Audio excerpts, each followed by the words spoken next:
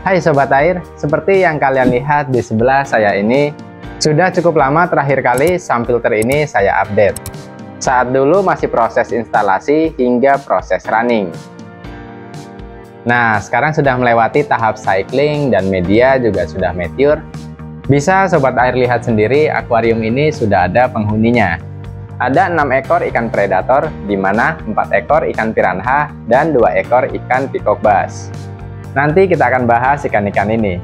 Tapi di sini saya akan jelaskan terlebih dahulu detail-detail dari SAM filter ini, seperti cara kerjanya, maintenance hingga perawatannya, juga kelebihan dan kekurangan dari SAM filter ini. Oke, langsung saja, let's go. Sebelum kita bahas cara kerjanya, mungkin Sobat Air yang masih pemula, banyak yang belum tahu sistem filtrasi terbaik ini. SAM filter sendiri adalah sistem filtrasi dengan menggunakan akuarium yang terpisah. Biasanya akuarium filter akan diletakkan di bawah meja akuarium utama. Dan di bawah akuarium utama dilubangi sebelum dipasangkan pipa untuk mengalirkan air. Jadi antara akuarium utama atau main tank ini saling terkoneksi dengan akuarium di bawah yang berfungsi untuk memfiltrasi kotoran. Untuk cara kerjanya sendiri, biasanya pada tank utama atau main tank terdapat box overflow. Nah, kebetulan untuk konsep yang saya gunakan di sini menggunakan internal overflow, yang biasa banyak digunakan pada sistem SAM filter ini. Fungsi dari overflow ini sendiri salah satunya mengalirkan air dari tank utama ke SAM filter, di mana dari overflow inilah nanti kotoran ikan masuk dan dibawa ke SAM filter. Selanjutnya membantu mengatur tingkat air di dalam akuarium, di mana ini berguna sebagai penahan air supaya saat listrik padam atau pompa akuarium dalam keadaan mati, air yang ada di akuarium ini tertahan di ketinggian overflow dan berhenti mengalir ke SAM filter. Inilah yang menjadi salah satu alasan kenapa SAM filter tidak luber saat pompa mati atau listrik padam. Di sini saya akan coba sedikit contohkan di mana pompa di SAM filter akan saya matikan. Nah, sekarang Sobat Air bisa lihat air di tank utama ini berhenti turun dan tertahan di ketinggian maksimal overflow, sehingga air dari tank utama ini juga ikut terhenti turun ke SAM filter, yang membuat SAM filter ini juga terhindar dari resiko air berlebih atau luber. Oke, selanjutnya pada tank utama biasanya diberikan lubang di dalam overflow. Lubang inilah yang menjadi jalur utama untuk mengalirkan air dari main tank ke SAM filter. Dan untuk konsep yang saya gunakan di sini menggunakan 3 lubang di dalam box overflow dengan masing-masing fungsi dan ukuran, serta 1 tambahan lubang di bagian depan overflow.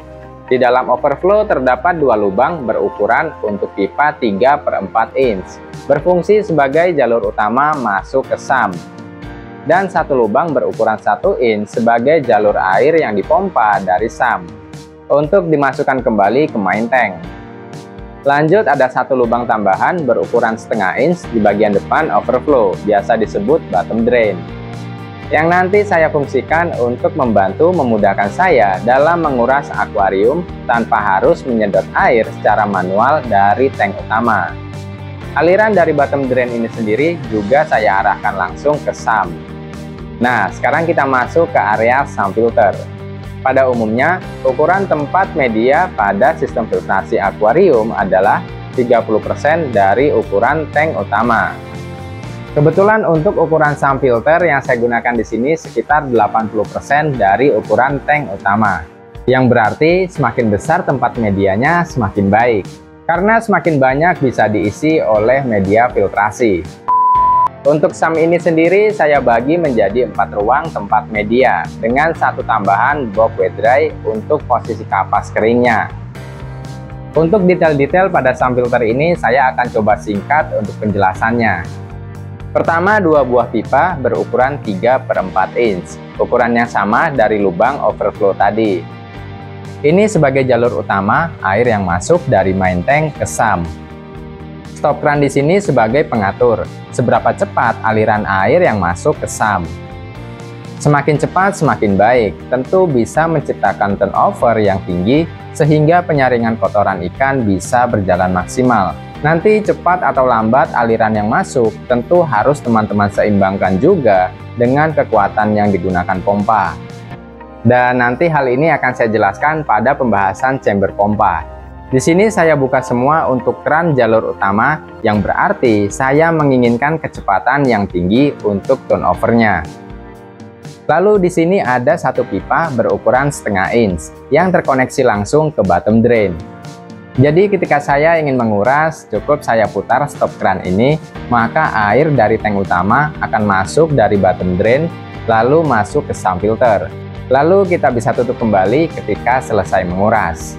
Untuk chamber pertama, saya isi dengan media mekanis, ada Magic Carpet pada box wet dry, lalu biofoam filter, dan juga jet mat. Untuk Magic Carpet biasa saya bersihkan setiap 2 minggu sekali, dan untuk jet mat serta biofoam 2 bulan sekali pada saat sekaligus melakukan water change. Lanjut ke chamber kedua, saya isi dengan media biologis yaitu Kaltneus K1. Kaltneus menggunakan sistem MBBR di mana media ini harus terus berputar untuk memaksimalkan kinerjanya. Di mana dengan media ini saling bergesekan dapat melepas bakteri baik yang sudah mati dan membuka ruang untuk bakteri baru berkembang. Sehingga Kaltneus dapat membersihkan dirinya sendiri tanpa harus kita bersihkan.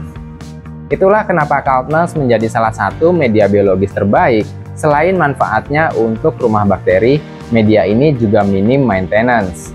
Untuk memutar Kaltneus sendiri, di sini saya buatkan tambahan kaca untuk menciptakan efek waterfall atau air terjun, sehingga mampu memaksimalkan perputaran Kaltneus tanpa bantuan mesin aerator.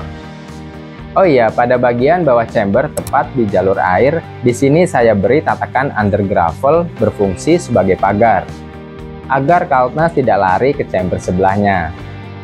Lanjut chamber ketiga, saya letakkan bioblock atau momogi. Pada bagian bawah momogi, saya berikan juga alas dengan tatakan under gravel supaya aliran air tidak terganggu pada sump filter dan tetap berjalan dengan lancar sampai ke chamber terakhir. Dan chamber terakhir di sini saya isi dengan pompa.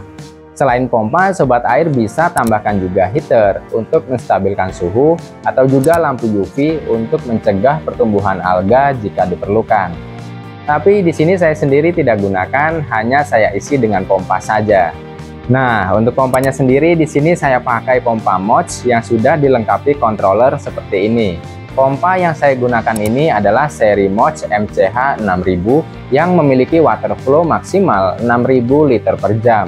Dan bisa kita atur lewat controller ini untuk mengatur kekuatan water flow-nya dengan kecepatan air yang masuk ke sump. Di sini saya menggunakan kekuatan 4500 dengan kode speed 107. Dengan volume air yang ada di tank utama memiliki kapasitas 240 liter, maka saat ini turnover yang berjalan adalah 18 kali. Dengan kata lain, kapasitas air di tank utama ini berputar sebanyak 18 kali melewati sump filter ini dalam 1 jamnya. Tentunya dengan turnover sebesar ini sangat sulit bisa kalian dapatkan pada sistem filtrasi top filter dengan kapasitas air yang sama. Inilah yang menjadi salah satu keunggulan dari sump filter. Dengan kecepatan turnover yang tinggi dapat memaksimalkan kinerja sistem filtrasi. Lalu untuk backwash pada sump ini saya fungsikan memudahkan pengurasan air dari tank utama maupun dari sump filter ini sendiri, sekaligus membersihkan media filtrasinya. Selanjutnya output pada pompa saya gunakan pipa berukuran 1 inch. Dan sebelum masuk ke lubang overflow, saya beri watermur berukuran 1 inch juga, di mana ini nanti berguna pada saat saya ingin membersihkan pompa. Saya tinggal memutar watermur ini tanpa susah payah melepas pipa yang terhubung langsung ke overflow. Untuk jalur output pompa dari sump filter ke tank utama, saya letakkan di sisi ujung berlawanan dengan box overflow. Ini saya manfaatkan untuk mendorong kotoran atas maupun bawah, supaya bisa terdorong mendekati overflow. Walaupun begitu, berhubung ikan yang saya pelihara di sini adalah jenis ikan predator yang memiliki kotoran yang cukup berat, jadi tetap saya coba bantu dorong menggunakan wave maker atau alat pembuat gelombang ini. Wave maker yang saya gunakan ini adalah Nikita Star seri M12. di mana wavemaker ini memiliki dua kipas yang dapat kita atur juga untuk tingkat kecepatannya. Dengan mendorong tuas di sisi samping kipas, sehingga mampu mendorong kotoran dengan maksimal.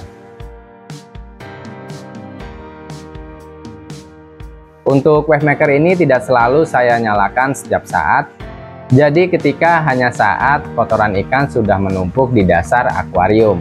Untuk lampu di sini saya pakai lampu tending view dari Super Vital. Selain mampu menaikkan warna ikan secara natural, cahaya yang dihasilkan lampu ini juga sangat terang dengan triple LED yang digunakan. Serta aerator AC/DC Nikita Star NS8830, di mana aerator ini bisa tetap menyala ketika listrik padam sebagai langkah antisipasi.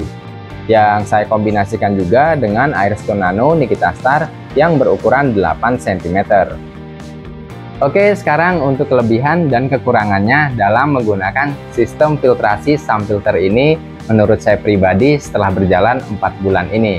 Yang mana nanti bisa Sobat Air pertimbangkan jika ingin menggunakan konsep akuarium menggunakan sistem filtrasi SUM filter. Kita akan mulai dulu dari kelebihannya. Tentunya kelebihan pertama adalah sistem filtrasi bisa berjalan dengan maksimal. Dengan ruang media yang besar yang bisa memuat banyak media penyaringan, tentu ini menjadi salah satu faktor utamanya.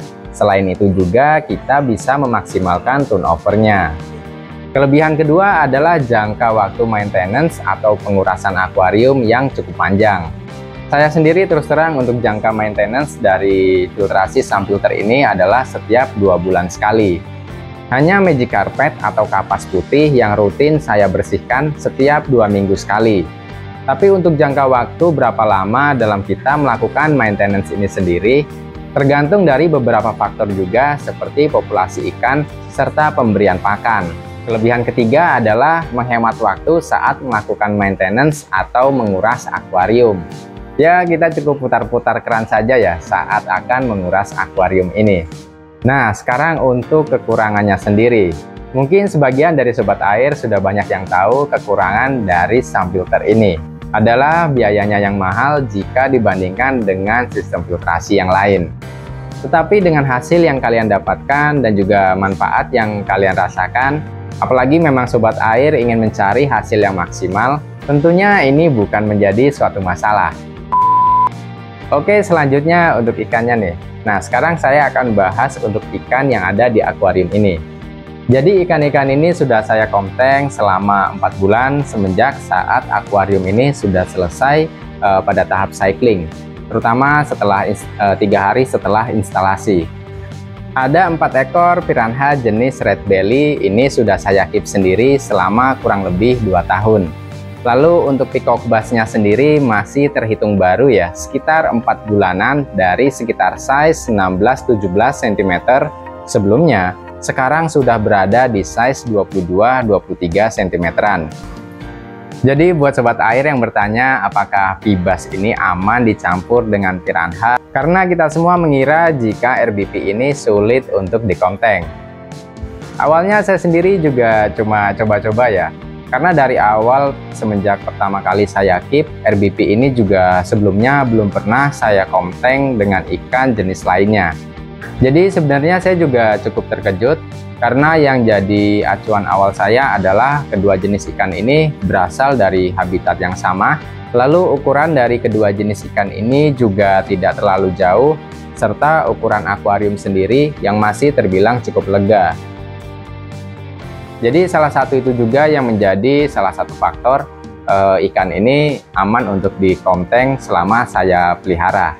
Atau juga Sobat Air punya pendapat lain bisa tulis di kolom komentar ya. Untuk pakan dari kedua jenis ikan ini juga berbeda. Untuk P-Bassnya sendiri di sini saya beri ikan-ikan kecil dari sungai atau juga anakan ikan mas. Lalu untuk piranhanya sendiri ini daging ayam yang sudah saya potong-potong. Untuk jadwal makannya sendiri rutin setiap 2 hari sekali.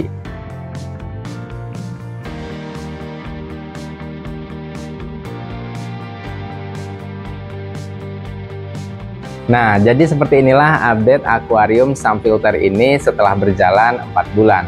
Untuk produk-produk akuarium yang saya gunakan bisa teman-teman cek di deskripsi video. Dan jangan lupa like dan juga subscribe. Sampai jumpa pada video saya selanjutnya.